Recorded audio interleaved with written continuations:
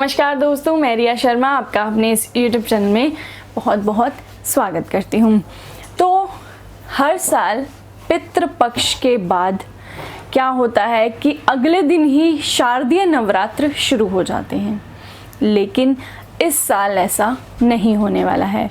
मन में क्वेश्चन होगा कि एक महीने के बाद क्यों शारदीय नवरात्र शुरू हो रहे हैं।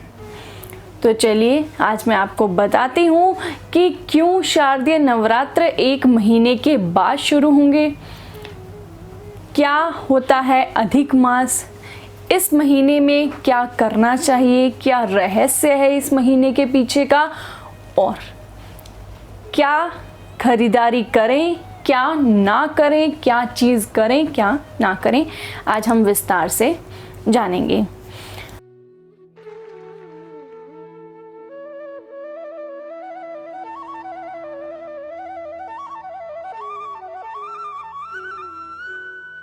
मेरे चैनल एस्ट्रो रिया शर्मा को सब्सक्राइब करें, बेल आइकन को टैप करें ताकि मेरी हर वीडियो की नोटिफिकेशन आप तक जल्द से जल्द पहुंचे।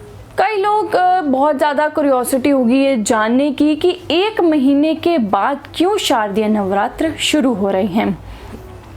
दरअसल क्या है, 3 साल में चंद्रमा और सूर्य के बीच संतुलन स्थापित करने के लिए अधिक मास आता है और इस मास को मल मास, पुरुषोत्तम मास, अधिक मास ये सब कहा जाता है।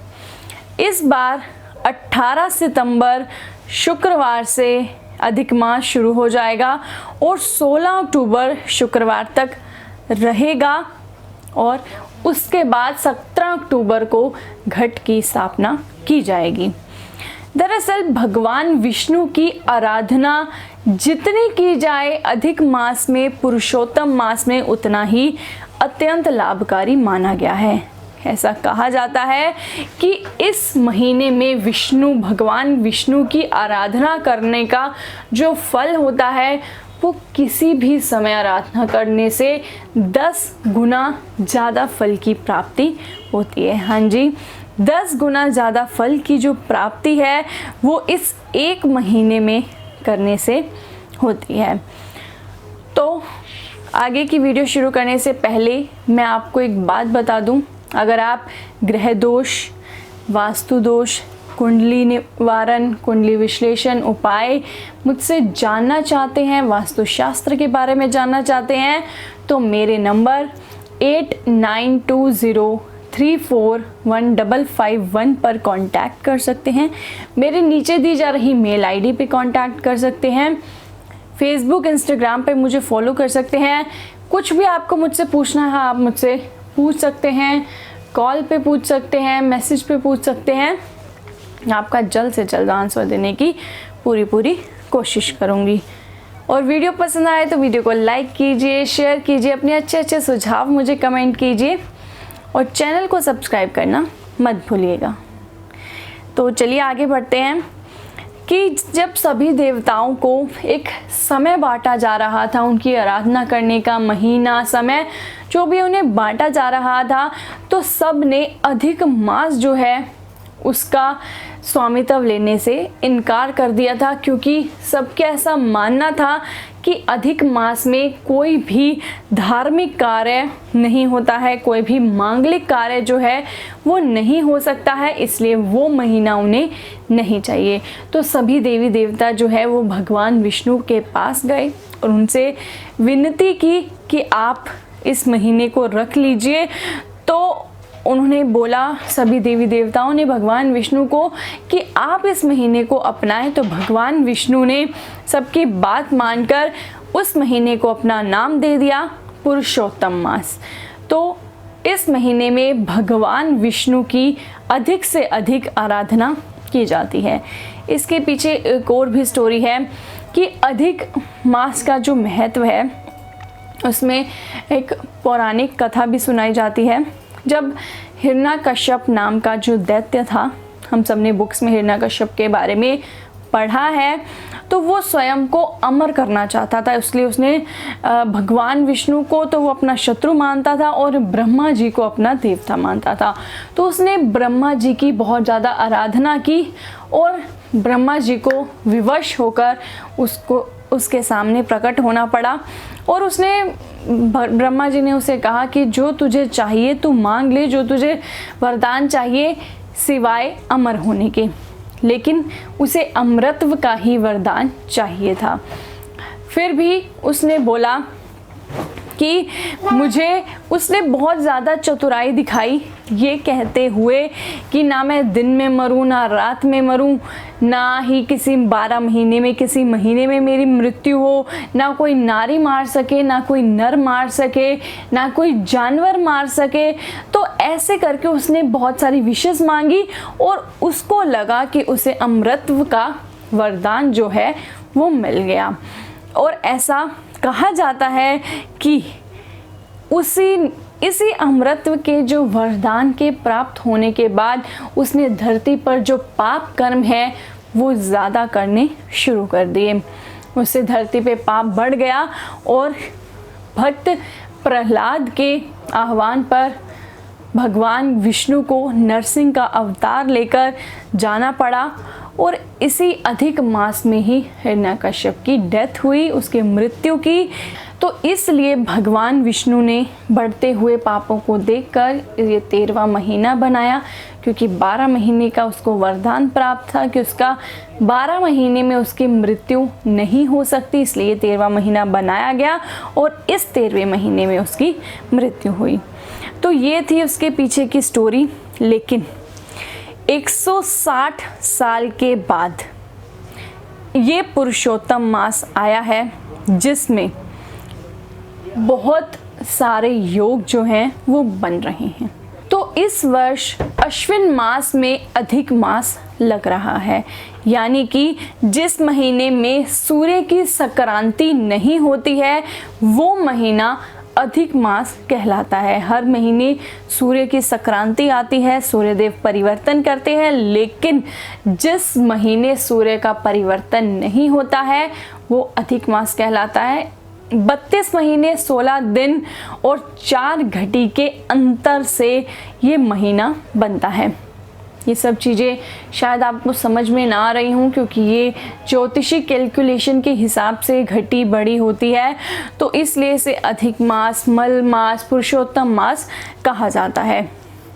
12 महीनों में वरुण, सूर्य, भानु, तपन, चंड, रवि, गभस्ती, आर्यमा, हिरता, दिवाकर, मित्र, विष्णु के 12 मित्र हैं और अधिक मास जो है वो इनसे अलग होता है। यही कारण है इसे कि मल मास भी कहा जाता है।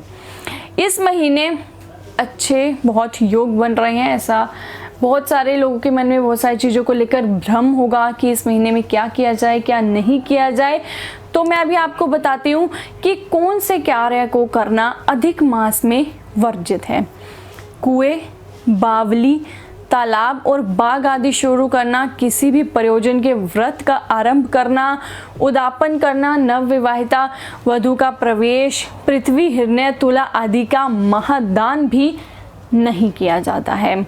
उसके बाद सोमयज्ञ, अष्टका श्राद्ध, गोका यथोचित दान, आग्रयन, उपाकर्म, वेद व्रत, अकीपन, देव प्रतिष्ठा, मंत्र दीक्षा, यज्ञोपवीत, ये सब करना भी वर्जित होता है। संस्कार, विवाह, मुंडन, पहले कभी न देखे हुए देवों के तीर्थ का निरीक्षण करना, संन्यास लेना, राजा के दर्शन करना, अभिषेक करना, प्रथम यात्रा करना, ये सब अधिक मास में वर्जित माने गए हैं। हाँ, लेकिन किसी चीज़ की खरीदारी करनी है, बच्चा हो गया है उसका मुंडन करना है, उसके जन्म का कोई कृत्य करना है, पितृ मरण के श्राद्ध करना है, कोई आभूषण, क्रय, फ्लैट, मकान, टीवी, फ्रिज, एसी, कूलर जो भी खरीदना है वो आप बेझिझक होकर खरीद सकते हैं। उन वस्तुओं को खरीदने की कोई मनाही नहीं होती है। अब बात करते हैं कि कौन कौन से शुभ मुहूर्त पड़ रहे हैं। 160 साल के बाद जो है ये योग बन रहा है इस अधिक मास में। और सबसे बड़ी बात कि इसके बाद 2039 में ये योग बनेगा जो अब बन रहा है। उस बीच कभी भी ये योग नहीं बन रहा है। तो इसलिए आपको इस महीने में अधिक से अधिक भगवान विष्णु की आराधना करनी है ताकि आपको 10 गुना ज़्यादा फल जो है वो प्राप्त हो। तो सबसे पहला जो मुहूर्त है वो है स्थिर संज्ञक मुहूर्त जो है वो 18-26 सितंबर को और 7 और 15 अक्टूबर को रविवार का दिन है। शिक्षा से संबंधित कोई खरीदारी करनी है, इन्वेस्टमेंट, सगाई, रोका, कुछ भी करना है, उससे जुड़े काम करने हैं, नए कपड़े खरीदने हैं, ज्वेलरी आदि का ऑर्डर देना है, तो वो आप इस दिन में कर सकते हैं। बहुत अच्छा मुहूर्त है। उसके बाद चर संज्ञक मुहूर्त बन रहा है 20, 27, 28, 29 सितंबर और 10 अक्टूबर और सभी के सभी सोमवार भी आप ये चर संज्ञक मुहूर्त है। कार, बाइक, कुछ भी वाहन खरीदना चाहते हैं, बुक करना चाहते हैं, बुक कर चुके हैं, लाना चाहते हैं, तो ये जो सबसे अच्छा मुहूर्त रहने वाला है।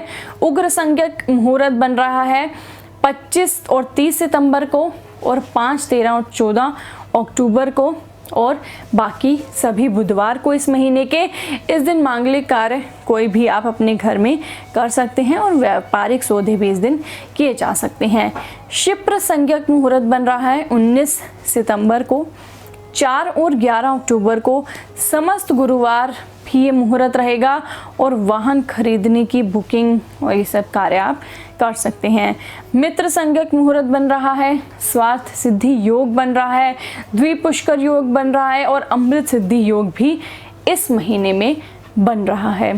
तो ये महीना जो है वो बहुत खास रहने वाला है।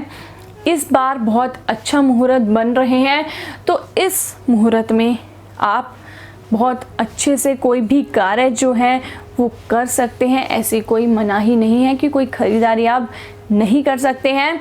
वैसे मैंने आपको बता दिया है कि आपको क्या क्या कर सकते हैं और क्या क्या नहीं कर सकते हैं और अधिक मास क्या होता है।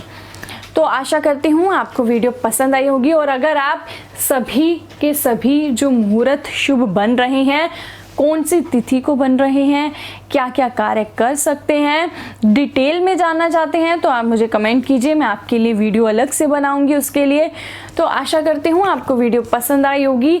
भगवान आपकी हर मनोकामनाओं को पूरा करे। आपका दिन, आपका समय मंगलमय हो। बहुत बहुत धन्यवाद।